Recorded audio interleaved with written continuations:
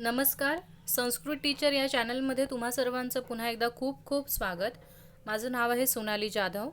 Sanskrit teacher हा channel आपण खास करून संस्कृत शिकणाऱ्या मुलांसाठी आणि त्यांच्या पॅरेंट्ससाठी बनवला आहे, जेणेकरून अभ्यास करताना संस्कृतचं त्यांना थोडं सोपं जाईल. आज आपण बघतोय 10वी, इयत्ता 10वी, सब्जेक्ट संस्कृत, बोर्ड महाराष्ट्र आणि इयर आहे 2020.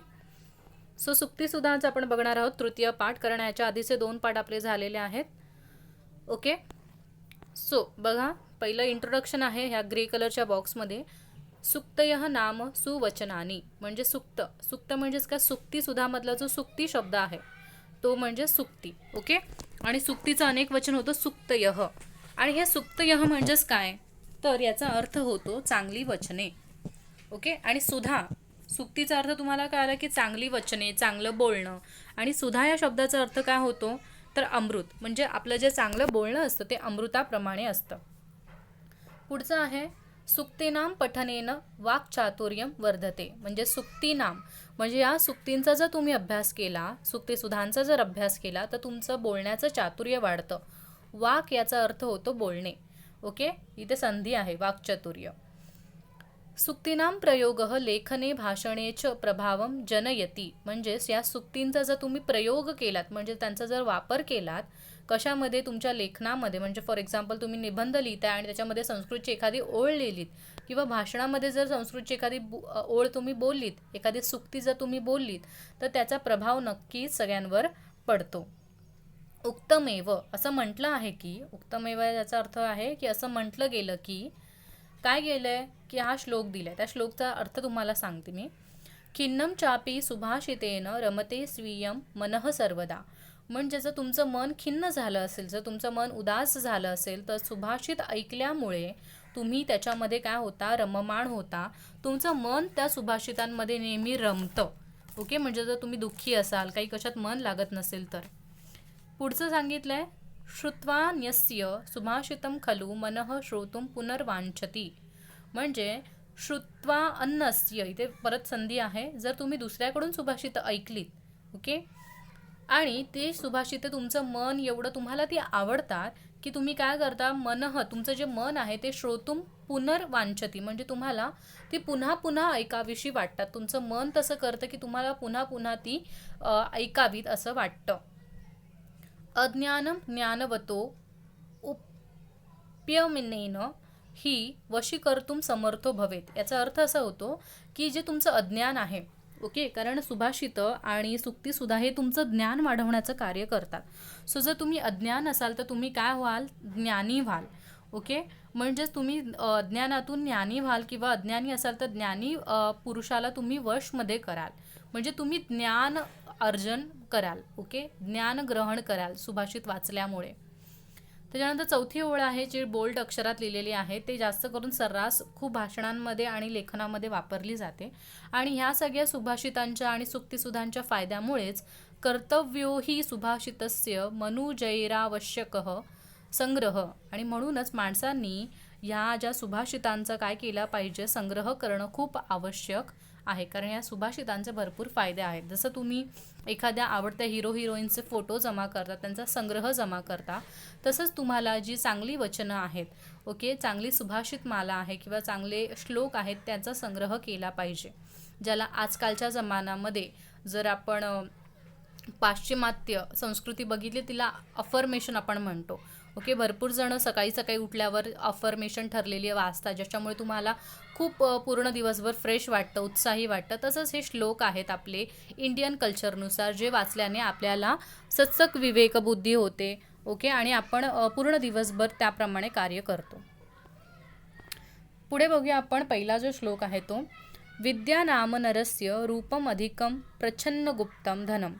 बघा, या पहिल्या ओळीचा अर्थ होतो विद्या नाम. विद्या म्हणजे काय, तर विद्या हे नरस्य, नरस्य म्हणजे एखादा माणूस आहे, त्याला आपण नर म्हणतो. ओके, सो विद्या हे त्या नराचं रूप अधिक वाढवतं. म्हणजे एखाद्या माणसाचं सौंदर्य म्हणजेच त्याचं रूप हे कशामुळे वाढतं, तर विद्येमुळे वाढतं. ओके, प्रच्छन्न गुप्तम धनम. आणि हे धन कसं आहे, प्रच्छन्न गुप्तम म्हणजे एकदम सुरक्षित ठेवलेलं असं गुप्त धन आहे. विद्या कोणीही कधीही चोरू शकत नाही. तुमचं नॉलेज हे फक्त आणि फक्त तुमच्यापुरतंच असतं. ते तुम्ही जर स्वतःहून कोणाला दिलं तरच ते तुम्ही देऊ शकता, पण दुसरा कुठलाही व्यक्ती ते ज्ञान चोरू शकत नाही. मग राजा असू दे, चोर असू दे आणि कोणीही असू दे. ओके. सो ही विद्येचे गुण तुम्हाला या श्लोकात सांगितलेले आहेत. विद्या भोगकारी यशः सुखकरी. म्हणजे विद्या ही काय आहे? भोगकारी. भोगकारी म्हणजेच काय? विद्येमुळे आपल्याला यश मिळतं, सुख मिळतं आणि त्याच्यापासून आपण वेगवेगळ्या गोष्टींचा उपभोग घेतो. ओके. जर तुम्ही खूप एज्युकेटेड असाल तर तुम्हाला चांगला जॉब मिळतो, चांगला पगार मिळतो, त्याच्यामुळे खूप साऱ्या गोष्टी तुम्ही घेता आणि तुम्ही त्या गोष्टींचा उपभोग घेता. म्हणजे ही विद्या तुम्हाला या सगळ्या गोष्टी देते. म्हणजे विद्या ही भोगकारी आहे. विद्या गुरुणाम गुरुहू. म्हणजे विद्या ही गुरूंची सुद्धा गुरु आहे. म्हणजे तुमचे जे शिक्षक आहेत त्यांच्यावरती सुद्धा काय आहे? विद्या ही त्यांची गुरु होते. पुढे सांगितले विद्या बंधुजनो विदेश गमने. विद्या ही आपल्या भावाप्रमाणे किंवा भावंडांप्रमाणे, भाऊ बहिणीप्रमाणे आपल्याला मदत करते. कुठे? तर विदेश गमने. विदेश गमने म्हणजे सपोज तुम्ही एका दुसऱ्या कंट्रीमध्ये गेलात. फॉर एक्झाम्पल तुम्ही जर्मनीमध्ये गेलात आणि तुम्हाला जर्मनी भाषेचं ज्ञान असेल, ती तुमच्याकडे जर विद्या असेल तरच तुम्ही तिथे सर्वाईव्ह करू शकता. ओके. त्याच्यामुळे विद्या ही आपल्याला बाहेरच्या देशात, विदेशामध्ये बहीण भावासारखी मदत करते, असा इथे अर्थ घ्यायचा आहे. विद्या परमदैवतम. विद्या हेच खरं काय आहे? दैवत आहे. ओके. म्हणजे विद्येलाच आपल्याला पूजलं पाहिजे. त्याच्यानंतर आहे विद्या राजसू पूज्यन्ते नतु धनम. जे राजमंडळी असतात ते सुद्धा काय करतात? विद्येचीच पूजा करतात, धनाची नाही. फॉर एक्झाम्पल जर अकबर राजा घेतला तर त्याच्याकडे तो बिरबलाला जास्त महत्त्व देत होता, कारण तो खूप बुद्धिमान होता. म्हणजेच जसं की तेनालीराम घ्या, तेनालीरामाला सुद्धा कृष्णदेवराय भरपूर मानायचे. का? कारण तेनालीराम हा काय होता? बुद्धिमान होता. त्याच्यामुळे राजांच्या काळात सुद्धा बुद्धीला मानलं जायचं जास्त धनापेक्षा. ओके. नतु धनम. धनाला एवढं इम्पॉर्टन्स नव्हतं जेवढा बुद्धीला होता. आणि त्यामुळेच तुमचं जे पिंकमध्ये हायलाइटेड आहे ती एक फेमस सूक्ती आहे जी मराठी, हिंदी आणि इतर लँग्वेजमध्ये वापरली जाते, जी ओरिजिनल आहे संस्कृतमधली. विद्याविहीनः पुरुषः. म्हणून असं म्हटलं जातं की ज्याच्याकडे विद्या नाही आहे तो माणूस नव्हे तर तो पशुप्रमाणेच आहे. ओके. कारण विद्या माणसाला माणूस बनवते. नाहीतर आपण जर व्यवहार करू विदाऊट विद्या, विदाऊट थिंक आपण जेव्हा विचार करतो तेव्हा आपल्याला म्हणतात की काय जानवरांसारखा वागतोय, काय प्राण्यांसारखा वागतोय. का? कारण प्राण्यांना विद्या दिलेली नाही आहे देवाने. त्याच्यामुळे त्यांना सारासार विचार करण्याची त्यांच्यामध्ये क्षमता नाही आहे. त्याच्यामुळे त्यांना तेवढा फिलिंग्स नाही आहेत जेवढा माणसाला आहेत. आणि जर माणसाकडे विद्या नसेल, विद्या म्हणजे इथे कुठली विद्या घ्यायची आहे तर कन्फ्युजन नसावं. विद्या म्हणजे कुठल्याही प्रकारची विद्या. फॉर एक्झाम्पल जर शेतकरी आहे पण तो अनएज्युकेटेड आहे, अशिक्षित आहे, पण त्याला शेतीबद्दल सर्व गोष्टी माहिती आहेत, शेतीची जर त्याच्याकडे विद्या आहे तर तो माणूस जो आहे तो बुद्धिमानच आहे. तिथे तुम्ही त्याला असं नाही म्हणू शकत की नाही तो शाळेत गेला नाही म्हणून त्याला त्याच्याकडे विद्या नाही आहे. ओके. प्रत्येक क्षेत्रात, प्रत्येक कार्यामध्ये जे कार्य अपेक्षित आहे ती त्या कार्याची विद्या असते. त्याच्यामुळे जर तो माणूस ती विद्या जाणत असेल तर तो काय झाला? माणूस झाला. ओके. आणि एखादा माणूस ज्याला काहीच नाही, जगाचं इकडे होऊ दे तिकडे होऊ दे, जो खूप स्वार्थी आहे, ज्याने कुठलीच विद्या शिकलेली नाही आहे, ओके, दुसऱ्याच्या जीवावर जो वाढत आहे तो प्राण्यांसमान आहे, तो माणूस असून काही उपयोग नाही आहे. ओके. सो हा जो श्लोक आहे तो नीतिशतकातला आहे. नीतिशतक हे एक संस्कृतमधलं खूप मोठं आणि छान असं पुस्तक आहे ज्याच्यामध्ये आपल्याला सारासार विचार करण्याच्या गोष्टी शिकवल्या जातात. नीती म्हणजे काय योग्य आणि काय अयोग्य या गोष्टी याला म्हणतात नीती. ओके. सो त्यातून हा श्लोक घेतलेला आहे. वृत्त आहे त्याचं शार्दूल विक्रीडितम. वृत्त म्हणजे ग्रामरमधला एक पार्ट आहे. ओके.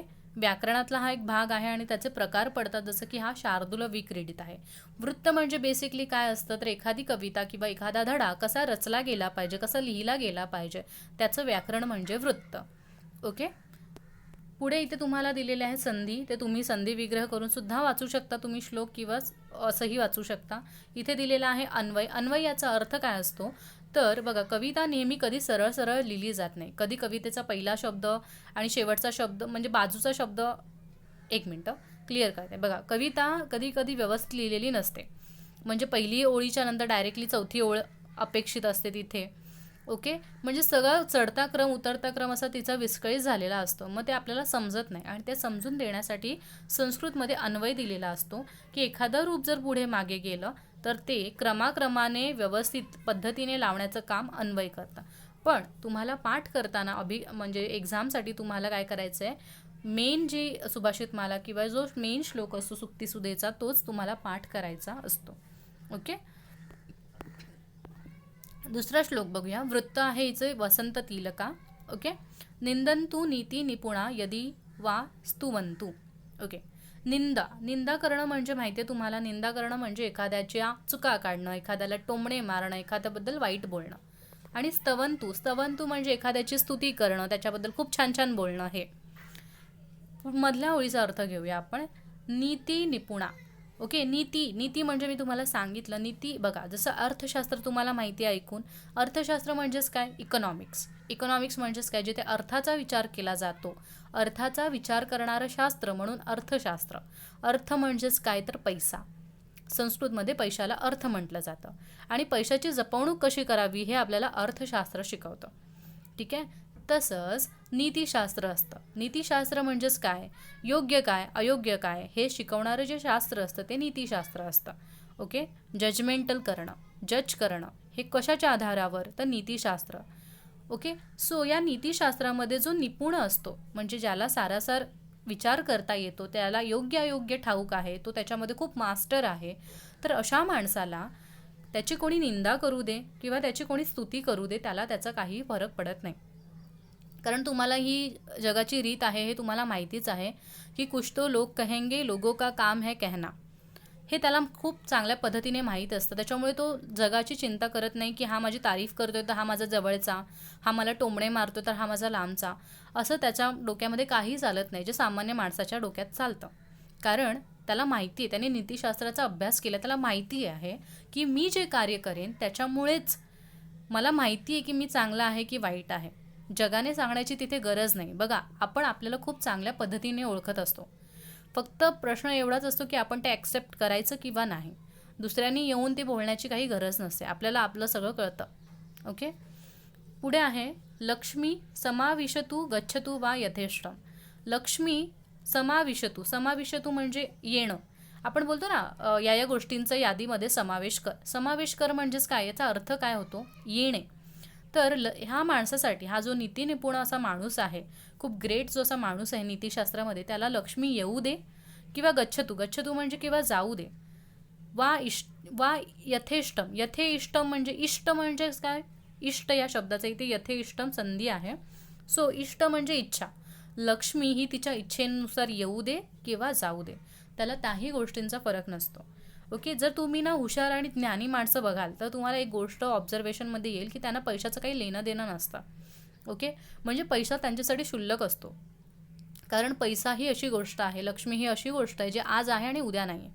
तुम्ही त्याच्या बेसवर मिरवू शकत नाही आयुष्यभर. ओके, तुम्ही थोडा वेळ गर्व कराल, तुम्ही थोडा वेळ त्याच्यावर उड्या माराल, पण जर ती लक्ष्मी गेली तर काय, याचं काही तुम्हाला हे नसतं. त्याचं कधी तुम्ही डिसिजन घेतलेले नसतात की काय होणार. ओके, गर्वाने माणसं खूप श्रीमंतीने खूप गर्विष्ठ होतात आणि जेव्हा ती लक्ष्मी निघून जाते, कारण लक्ष्मी ही तशी कोणाचीच नसते, ती निघून गेली की ती लोक खूप मग त्यांना टेन्शन येतं, खूप नैराश्यामध्ये जातात, निगेटिव्ह होतात की असंच का आणि तसंच का. तर नीतिनिपुण जी माणसं असतात ते त्यांना माहिती असतं ही लक्ष्मीची पद्धतच आहे, ती येणार आणि जाणार. तर ती लोक ना पैशाच्या बेसवर कधी त्यांच्या जे हॅपीनेस असतात ना ते सेटल डाऊन करत नाही. ओके, त्यांना माहिती असतं की आम्हाला आपले काहीतरी छंद जोपासले पाहिजेत, आम्हाला असं काहीतरी छान वाचलं पाहिजेत, आमचे विचार असे छान असले पाहिजेत की आम्ही त्याच्यामुळे खूप छान राहू, ना की फक्त पैशाच्या बेसवर. ओके, हे तुम्हाला मी इझी लँग्वेजमध्ये समजावते कारण ते समजणं खूप महत्त्वाचं आहे. फक्त श्लोक वाचा, फक्त भाषांतर वाचा, हेही ते अपेक्षित नाही आहे. तुम्ही संस्कृत शिकताय तर ते तुम्ही मुळापासून शिका, तुमच्या माइंडमध्ये ते सेटअप झालं पाहिजे. ओके, त्याच्यासाठी मी तुम्हाला लोकल लँग्वेजमध्ये किंवा तुम्हाला समजेल अशा लँग्वेजमध्ये सांगण्याचा प्रयत्न करते. पुढे आहे अद्यैव वा मरणम अस्तु युगांतरे वा. अद्य प्लस एव संधी आहे इथे. अद्यैव म्हणजेच काय, तर आज मरण येऊ दे मला, किंवा युगांतरी किंवा नंतर कधीतरी मला मरण येऊ दे. ह्या माणसाला, जो नीतिनिपुण माणूस आहे, त्याला काही फरक पडत नाही. मी आज मेलो काय आणि मी उद्या मेलो काय, त्याला मरणाचं टेन्शन नसतं. बघा, जो माणूस जगात आलेला आहे तो कधी ना कधी मरणार आहे. ओके, त्याचं मरण फिक्स आहे.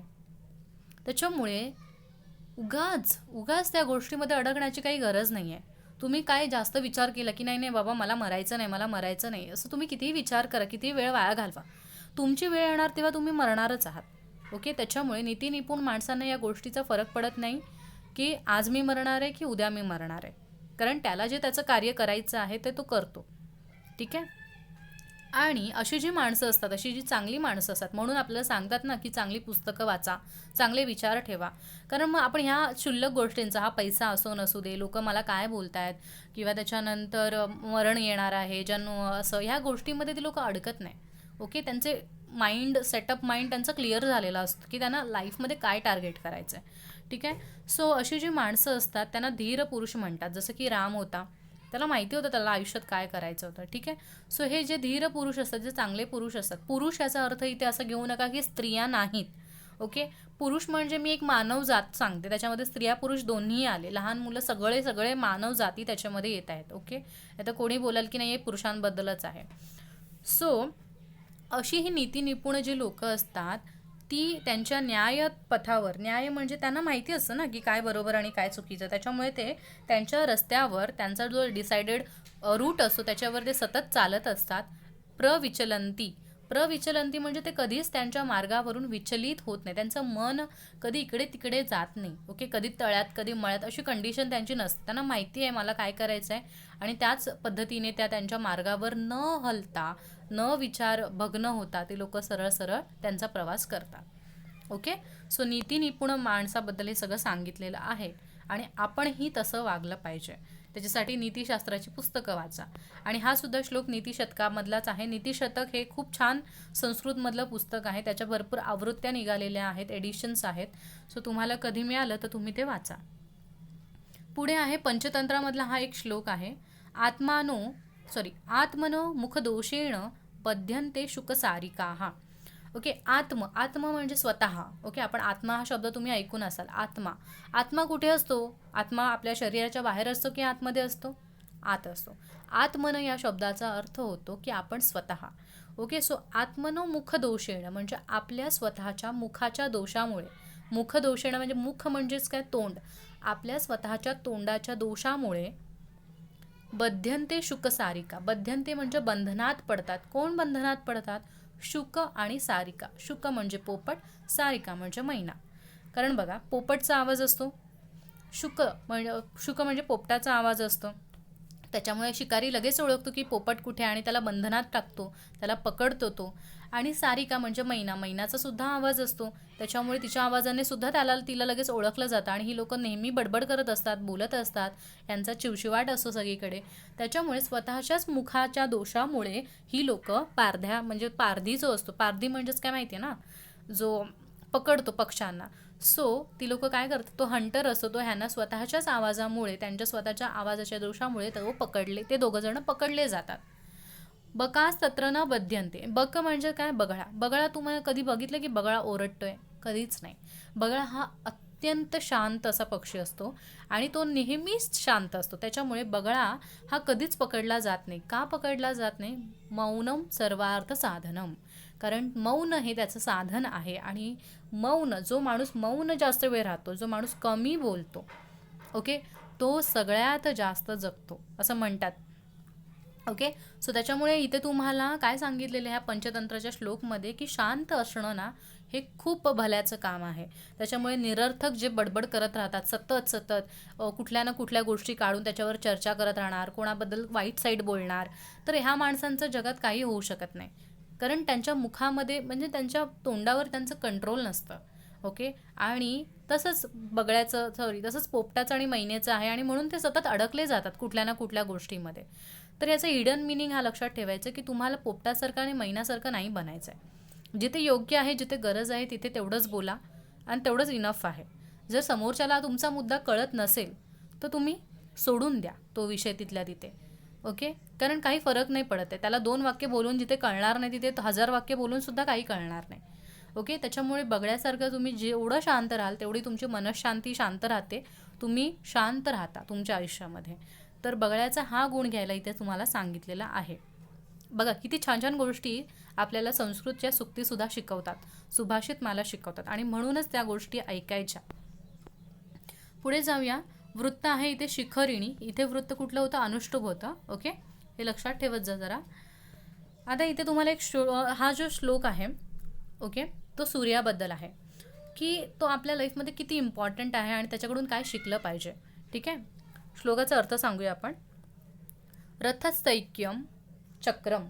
तुम्हाला जर ऐकून माहिती असेल, जर तुम्ही मायथॉलॉजिकल स्टोरीज ऐकल्या असेल, ओके, मायथॉलॉजिकल याचा अर्थ होतो पौराणिक कथा.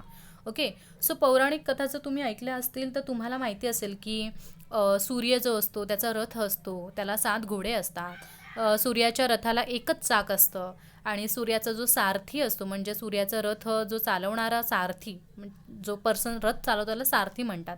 आणि तो सुद्धा काय आहे, तो जरा पायाने पांगळा आहे. ओके, आणि तरीही हे सगळं ना सूर्याच्या रथाचं वर्णन आपल्या पुराणामध्ये करून ठेवलेलं आहे. तर हा श्लोक त्याच्याबद्दलच आहे. ठीक आहे, सो इथे त्यांनी ते सांगितले की रथस्यैकम चक्रम, म्हणजे रथाला एकच चक्र आहे. म्हणजे हा जो बघा, बेसिकली रथाला 2 चाक असणं इम्पॉर्टंट आहे, पण जो सूर्याचा रथ आहे त्याला एकच चाक आहे. त्याच्यानंतर भुजग यमिताहा सप्त तुरगाहा. सप्त म्हणजे 7, तुरग म्हणजे घोडे. ओके, तर या रथाला किती घोडे आहेत? सूर्याच्या 7 घोडे आहेत. आणि भुजग, भुजग म्हणजे तुम्हाला माहिती आहे ना, साप. ओके, सापाचं नाव भुजग आहे. सो या भुजग सापामुळे त्याने ते घोडे बांधलेले आहेत. 7 घोडे जे आहेत, जसं दोरीचा उपयोग त्याने काय केलेला आहे, सापासारखा, म्हणजे दोरीसारखा उपयोग त्याने सापाचा केलेला आहे. यमिता, यमिताचा अर्थ बांधून ठेवणं. ठीक आहे, सो एक चाक असलेला रथ, त्याला 7 घोडे आणि 7 घोडे त्याने एका सापाच्या मदतीने बांधलेले आहेत. निरालंबो, निरालंबो याचा अर्थ काय होतो? तर निरालंबो याचा अर्थ की ज्याचा काही अंत नाही, असं आकाश. सूर्य कुठे उगवतो? आकाशात उगवतो. ठीक आहे, सो निरालंब याचा अर्थ काय होतो? अधांतरी असा मार्ग, जो मार्ग कधी संपेल काही त्याचा अत्तापत्ता नसतो. बघा, आकाश कधी संपतो, कुठे संपतो आपल्याला माहीत आहे का? नाही. आणि तो सूर्याचा मार्ग म्हणजेच काय? आकाश. सूर्य आकाशाच्या मार्गानेच आपल्याकडे येतो, त्याच्यामुळे त्याचा मार्गसुद्धा त्याला डिसाईड नसतो, ठाऊक नसतो की हा मार्ग मला कुठे घेऊन जाईल. ओके, त्याच्यानंतर मार्गश्च विकलह सारथी रपी, म्हणजे त्याचा जो मार्गामध्ये त्याला घेऊन जाणार आहे, तो त्याचा जो घोडा चालवणारा जो सारथी आहे, जो माणूस आहे, तो सुद्धा काय आहे? विकल आहे. विकल याचा अर्थ काय होतो? तो पांगळा आहे. ओके, त्याचा सारथी पण पांगळा आहे. आणि एवढं असून सुद्धा सूर्य त्याचं काम नियमितपणे करतो. म्हणजे ते खालीच्या ओळीत आहे, रवी याती वांतम प्रतिदिनम पारस्य नभसः. आणि एवढे सगळे प्रॉब्लेम असताना सुद्धा सूर्य दररोज त्या अनंत अशा आकाशामध्ये शेवटपर्यंत जात असतो. ओके, नभस म्हणजेच इथे आकाश घ्यायचा आहे आपल्याला. ओके, आणि तो सतत जात असतो. अनंतम, अनंतम इथे सांगितलं, अंत म्हणजे आकाशाच्या शेवटच्या अंतापर्यंत तो जात असतो. तर इथे तुम्हाला मुद्दा ह्या 3 ओळीचा जो मेन भावार्थ आहे तो 4थ्या ओळीत सांगितलेला आहे की क्रियासिद्धी ही सत्वे भवती महताम नोपकरणे. म्हणजे जी माणसं क्रियाशील असतात ना, ज्यांचं त्यांच्या कार्यावर खूप विश्वास असतो, त्या माणसांना त्या उपकरणांची काही चिंता नसते. जसं की सूर्याला माहिती आहे की मला पृथ्वीला जागं करायचं आहे, मला पृथ्वीला प्रकाश द्यायचा आहे आणि त्याला त्याचं कार्य ठाऊक आहे. त्याच्यामुळे तो डिपेंड नाही राहत की त्याच्याकडे किती उपकरणं आहेत. म्हणजे माझ्याकडे बाबा रथ आहे, पण रथाला आता एकच चाक आहे, आता मी कसा बाबा जाऊ सूर्योदय करायला? किंवा माझा जो सारथी आहे तो तर हँडिकॅप आहे, तो पांगळा आहे, आता मी कसं काही जाऊ? असं तो चिंता करत बसत नाही त्याच्या उपकरणाची. ओके, म्हणजे सूर्याचा हा खूप छान गुणधर्म आणि खूप छान एक्झाम्पल आपल्याला वेदामध्ये दिलेला आहे की आपण सुद्धा ना आपल्या आयुष्यात भरपूर कुठलं काम करायचं असेल ना, आपण एक्सक्यूज खूप देतो. फॉर एक्झाम्पल, आता सपोज तुम्हाला कुठला तरी होमवर्क करायचं नाही, माझ्याकडे पेनच चांगला नाही आहे, माझं वहीवर अक्षरच छान येत नाही आहे. ओके, किंवा असं आपण खूप एक्सक्यूज देतो. आय नो जी मुलं ऐकत असेल त्यांना हसायला येईल हे ऐकून, पण सगळ्यांनीच ती एक्झाम्पल दिलेली असतात आपल्या आईवडिलांना, किंवा आईवडीलसुद्धा जे बघतात त्यांनीसुद्धा त्यांच्या आईवडिलांना कधी ना कधी एक्झाम्पल दिले आहेत. म्हणजे एक कार्य आपल्याला टाळायचं असेल तर आपण 1000 एक्सक्यूज देतो की नाही, पण तसं नाही केलं पाहिजे. जर आपलं काम आहे ते आणि आपल्यालाच ते करायचं आहे तर आपल्याला ते केलंच पाहिजे. ओके, आणि सूर्याने हे आपल्याला शिकवलेलं आहे की उपकरणं ते बोलतात ना, नाच न जाना अंगण तेढा. ओके, तसंच ते झालं की म्हणून आपल्याला सूर्य ही गोष्ट शिकवतो की उपकरणं ही महत्त्वाची नाही आहे, तुमचं कार्य सिद्ध होणं महत्त्वाचं आहे. आणि त्या दिशेने जर तुम्ही प्रयत्न केला की तुमचं कार्य सिद्ध होतंच. ओके. नाहीतर आणि अजून एक इथे सांगू इच्छिते मी की भरपूर मुलं जी असतात ना, ती मिडल क्लास असतात. तर त्यांना असं वाटतं की नाही, जर मी श्रीमंताच्या घरात आलो असतो तर मी हे केलं असतं अचीव, मी ते केलं असतं, मी हा कोर्स केला असता, मी तो कोर्स केला असता, मी अजून छान पद्धतीने 4-5 क्लासेस लावले असते. तर बघा, हे नेसेसरी नाही आहे. जर तुम्हाला लाईफमध्ये काहीतरी अचीव करायचं असेल ना, तर तुम्ही कुठल्याही बॅकग्राऊंडमध्ये जन्म घ्या, कुठल्याही घरात जन्म घ्या, तुम्ही ती एक सक्सेस आहे ना, ती तुम्ही गाठताच. कारण तुमचं ना ते टार्गेट सेट असतं माइंडमध्ये. ओके, आणि ते असणं खूप महत्त्वाचं आहे. इथे पण तोच मुद्दा सांगतो की कार्यसिद्ध म्हणजे तुमचं कार्य सिद्ध होणं हे तुमच्यासाठी जास्त महत्त्वाचं आहे, ना की तुमचं बॅकग्राऊंड, ना की तुमचं ॲटमॉस्फिअर. ते तुम्ही स्वतः घडवता आणि कुठल्याही बॅकग्राऊंडमधून, कुठल्याही ॲटमॉस्फिअरमधून तुम्ही त्या ठिकाणी पोहोचता, जर तुमच्या मनात ती इच्छा खूप प्रबळ असेल तर. तर त्याच्यामुळे कधी तुमच्या इन्व्हायरमेंटला, तुमच्या बॅकग्राऊंडला दोष नका देऊ. कारण दोष देऊन ना कधी लाईफमध्ये काहीच होत नसतं. आपल्याला जर एखादी गोष्ट करायची तर त्याच्याबद्दल खूप विश्वास ठेवायचा, चांगल्या भावना ठेवायच्या आणि त्याच्या दिशेने काम करायचं, तर आपल्याला यश नक्की मिळतं. ठीक आहे, पुढे जाऊया. आता हे सांगणं ना सगळं खूप महत्त्वाचं असतं, कारण तुम्हाला श्लोकचा नेमका अर्थ कळायला पाहिजे. भाषांतर तर तुम्हाला गाईडमध्ये पण मिळेल, पण श्लोक समजणं खूप महत्त्वाचं आहे. ओके, फक्त पुस्तकी किडे नाही बनायचं आहे आपल्याला त्याच्यामुळे. ओके, आणि हा जो श्लोक आहे तो कशामधून घेतला आहे? भोज प्रबंधात या पुस्तकातून घेतलेला आहे. संधी मी वाचत नाही आहे, कारण ते तुम्ही वाचू शकता. पुढे आहे वृत्तम अनुष्टुप. अनुष्टुपमधला हा अनुष्टुप वृत्त वापरलेला आहे. हितोपदेश एक स्टोरी बुक आहे, मी गेल्या चॅप्टरमध्ये सांगितलं, आपली स्टोरी त्याच्यातलीच होती ती, तर त्याच्यातला हा श्लोक आहे. अल्पा नामपि वस्तूनां सहतीही कार्यसाधिका तृणै गुणत्व मापन्नै बध्यन्ते मत्त दंतिनः. ओके. आता बघा, याच्यामध्ये काय सांगितलेलं आहे की अल्पनामानी म्हणजे काही क्षुल्लक जर गोष्टी असतील, पण जर त्याचा सहती म्हणजे जर त्यांना बघा, सिम्पल सॉर्टेड गोष्टी जर असतील, ओके, ज्याला पण तुच्छ गोष्टी मानतो, क्षुद्र गोष्टी मानतो, अरे काय ते हलक्या दर्जाचं आहे. ओके, पण जर त्या हलक्या दर्जाच्या गोष्टी पण जर एकत्र आल्या तर एखादं कार्य नक्की साध्य होतं. ओके, तर त्याचं एक्झाम्पल तुम्हाला त्यांनी ही गोष्ट बघा, मी फक्त बोलली तर तुम्हाला काही समजणार नाही. तुम्ही बोलाल काय आहे, म्हणजे काय आहे, याचं आम्हाला काही कळलंच नाही आहे मीनिंग. सो त्याच्यासाठी सुभाषितकार नेहमी एक एक्झाम्पल देतात. तर त्यांनी एक्झाम्पल दिलं की तृण म्हणजे गवताची जी गवताच्या पाती असतात माहिती आहे ना तुम्हाला. सो ते गवत म्हणजे तृण. पण ते जेव्हा गवत सुकतं, ओके, आणि त्या गवताच्या काय बनल्या जातात तुम्हाला माहिती आहे, गवताची ती रश्शी बनली जाते. ओके, जर तुम्ही गावी वगैरे जात असाल बघा, ती एक रश्शी असते ज्यूटची, तागाची रश्शी. ओके, तर ती नारळाची झाडं जी असतात त्याच्या ज्या झावळ्या असतात, त्याची जी पानं सुकल्यावर असतात त्याच्यापासून पण ती रश्शी बनली जाते. आणि गवताच्या ह्याच्यापासून ज्या सुकलेल्या असतात त्याच्यासुद्धा पासून ती रश्शी बनली जाते. आणि बघा, हीच गंमत आहे की ते एक गवताचं जे पात असतं ना, एक त्याचं पान, ते काही कामाचं नसतं.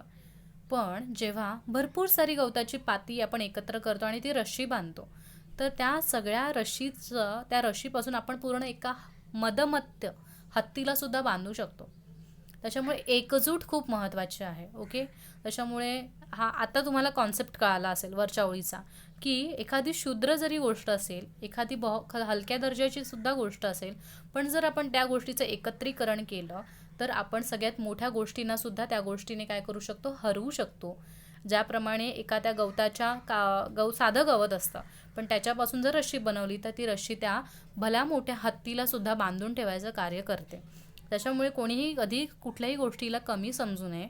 ओके, आणि तसंच असतं की नाही, की आपल्या आयुष्यामध्ये खूप छोट्या छोट्या गोष्टी असतात, छोटी छोटी स्वप्न असतात, पण आपण त्यांना एकत्र आणतो आणि ते आपलं खूप मोठं स्वप्न होतं आणि आपण खूप मोठ्या गोष्टी अचीव करतो. ओके, त्याच्यामुळे कधीच कोणाला, आणि ही गोष्ट तुम्हाला, ही जी महत्त्वाचं जे तुम्हाला मॉरल आहे, ओके, ही जी गोष्ट आहे, ओके, हे जे तत्त्व आहे ते तुम्हाला, आपण लहानपणी एक गोष्ट ऐकली होती, कुठली ती गोष्ट, त्याच्यामध्ये तो माणूस असतो मुलांना एकत्र आणण्यासाठी 4 काठ्या देतो आणि त्यांना सांगतो की आता प्रत्येकाने ती काठी मोडा, तर ती लगेच मोडते. आणि त्याच्यानंतर तो बोलतो की ठीक आहे, आता मी 4-4चं बंडल देतो, आता मोडा. तर तो बोलतो नाही, आता नाही मोडू शकत आहे. तर ती ही गोष्ट आहे, म्हणजे एकता किती महत्त्वाची असते. जर एकता असेल ना तर आपण खूप पुढे जातो. जसं की एका घरामध्ये सुद्धा भावा बहिणींमध्ये नात्यांमध्ये जर एकता असेल, भले तुम्ही कुठेही राहा, लांब राहा जवळ राहा, पण तुमच्यामधलं जर बॉन्डिंग स्ट्रॉंग असेल ना तर तुम्हाला कोणी तोडू शकत नाही. त्याच्यामुळे ही गोष्ट नेहमी लक्षात ठेवा. ओके, पुढे जाऊया आपण. प्रथम आता हा जो आहे तो मालिनी वृत्तातला आहे आणि विक्रमचरितातला हा श्लोक आहे. प्रथम वयसी पीतं तोयमल्पं स्मरन्तः शिरसि निहितभारा नारिकेला नराणां ददती जलमनल्पास्वादमाजी जीवितान्तं न हि कृतमुपकारं साधवो विस्मरन्ति. ओके, नारळाच्या झाडाचं एक्झाम्पल इथे तुम्हाला दिलेलं आहे. Yes, coconut tree. आता नारळाचं झाडाचं त्यांनी वर्णन केलेलं की तो किती चांगला आहे. का चांगला आहे बघा. प्रथम वयसी याचा अर्थ होतो की लहानपणी, पीतम तोयम अल्पम स्मरंतः म्हणजे लहानपणी जेव्हा नारळाचं झाड उगायला चालू करतं तेव्हा तो काय करतो, त्याच्या रूट्समुळे, त्याच्या मुळांमुळे काय करतं, जमिनीतलं पाणी शोषून घेतं. ओके, आणि त्याच्यावर ते झाड वाढतं. आणि नारळाचं झाड एवढं चांगलं म्हणजे त्याची स्मरणशक्ती एवढी चांगली असते की त्याला त्या पाणीची जाणीव असते की त्याने ते पाणी कुठून घेतलेलं आहे, जमिनीतून घेतलेलं आहे. आणि त्याला माहिती असते ही गोष्ट की जर मी एखाद्याकडून एखादी गोष्ट घेतली तर मला ती देणं भाग आहे, कारण ती माझी गोष्ट आहे का मुळात नाही, ते जमिनीचं पाणी होतं, ते मी घेतलंय आणि मला ते परत रिटर्न करायचं आहे याची त्याला जाणीव असते. आणि म्हणूनच तो काय करतो, तो जेव्हा खूप मोठा होतो तेव्हा त्याच्या डोक्यावर शिरसी, नारळ माहिती ना, नारळाच्या डोक्यावर येतात, नारळाच्या झाडाच्या शेंड्यावर नारळ येतात, त्याच्यामुळे तो त्याच्या डोक्यावर निहित भारा नारिकेला, नारळ या फळामध्ये तो त्या पाण्याचं काय करतो, साठा करतो. आणि त्याचा जो भार असतो, त्याचं जे वजन आहे तो नेहमी काय घेतो, नेहमी धारण करतो, कारण ते पाणी त्याला परत द्यायचं असतं. आणि नराणाम, कोणाला देतो तो पाणी, ते माहिती ना, नारळामध्ये पाणी असतं, नारळ पाणी आपण पितो. सो ते नारळ पाणी तो कोणाला देऊन टाकतो, तर माणसांना, नराणाम म्हणजेच काय, माणसांना देऊन टाकतो. ठीक आहे. सो तो सतत आपल्या डोक्यावर नारळाच्या फळांचा भार घेऊन आपल्या जीवनाचा पूर्ण जे जीवन असतं ते काय करतो, त्याचं नारळ पाणी म्हणजे ते पाणी रिटर्न करण्यामध्ये त्याचं पूर्ण जीवन व्यतीत करतो. आता इथे एवढा मोठा शब्द आहे जलमन्नम, तर भरपूर तो संधी आहे. ओके, त्याचा अर्थ बघा काय आहे, जनम प्लस अनल्पा स्वादम. अनल्पा म्हणजेच काय, न अल्पह अनल्पह. ओके, म्हणजेच काय, तर अतिशय असं खूप गोड असं जे पाणी असतं. अनल्प स्वाद इथे दिसते तुम्हाला, एक मिनटं, इथे संधी. अनल्प स्वादह म्हणजेच काय, गोड पाणी देण्यामध्ये, ददती म्हणजे देण्यामध्ये तो पूर्ण त्याचं जीवन घालवतो. आणि म्हणूनच ही चौथी ओळ लिहिली की नही कृतमुपकारम साधवो विस्मरंती. म्हणजे जे साधू पुरुष असतात, जे चांगले लोक असतात, ते हे नारळासारखे असतात. ते कधीच त्यांच्यावर केलेले जे उपकार असतात, उपकार संधी आहे, ते उपकार असतात, ते कधीच विसरत नाहीत.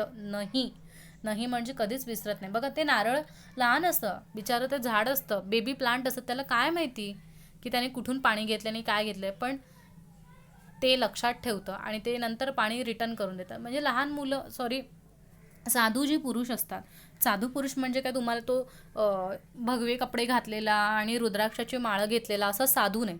साधू म्हणजे सज्जन पुरुष, चांगला माणूस. हा असा असतो की लहानपणी सुद्धा जरी त्याच्यावर कोणी उपकार केलेला असतं, त्याला उपकाराची ती जाणीव असते आणि तो कधी ना कधी त्या उपकाराची जरूर काय करतो, परतफेड करतो. हे चांगल्या लोकांचे गुण आहेत. जर तुम्हाला चांगलं बनायचं असेल तर हे सगळे गुण तुम्हाला घ्यावे लागतील आणि अप्लाय करावे लागतील स्वतःवर.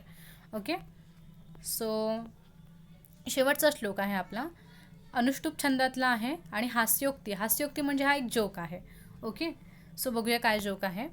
घटम भिंद्यात म्हणजे काय, घटम म्हणजे मडकं फोडा असं सांगितलंय. पटम छिंद्यात, पटम म्हणजे कपडा फाडा. ओके, कपडे फाडा. कुर्याद्रास भरोहणम म्हणजेच काय, इथे रासभ म्हणजे माहिती आहे ना तुम्हाला, रासभ म्हणजेच कोण, गाढवावर. ओके, आणि आभरणम म्हणजे बसणे किंवा चढणे, आभरण म्हणजे चढणे. सो तुम्ही किंवा गाढवावर तुम्ही चढा. ओके, गाढवावर बसा.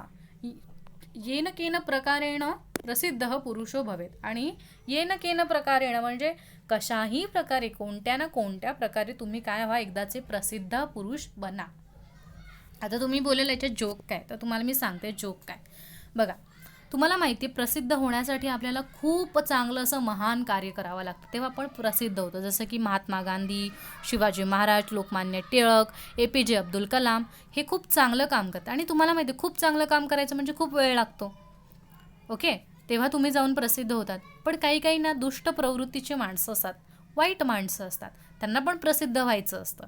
मग ते विचारतात की म्हणजे विचार करतात की आपण बाबा एवढं चांगलं काम तर काही करू शकत नाही आणि एवढे पेशन्स तर आपल्यात नाहीच आहेत. तर आपण एक काम करूया, आपण काहीतरी तुच्छ कामं करूयात. कारण हल्ली जमान्यामध्ये तेच चाललेलं असतं, जे वाईट असतं ते लोकांना आवडतं, लोक ते बघत बसतात. ओके, त्याच्यामुळे तर फनी व्हिडिओज तुम्हाला माहिती आहेत यूट्यूबवर जास्त फेमस आहेत, किंवा विचित्र कोणी काहीतरी केलं यूट्यूबवर किंवा टिकटॉकवर, तर म्हणजे आपल्याला माहिती अशी काय आहे फालतूपणा, तरीसुद्धा आपण बघतो, त्याला जास्त व्ह्यूज असतात याच गोष्टीमुळे. कारण ही जी विचित्र लोकं असतात ते काय करतात, काही करत बसतात. म्हणजे घडा फोडणं. कारण माहिती आहे की आता एखाद्याने घडा फोडला तर 4 लोकं त्याला बघणार की अरे हा काय वेड्यासारखा वागतोय, आणि ते अल्टरनेटली फेमसच होतात. भले ते चुकीच्या पद्धतीने फेमस होतात, तरीसुद्धा लोकांच्या बोलण्याचा भाग ते बनतातच.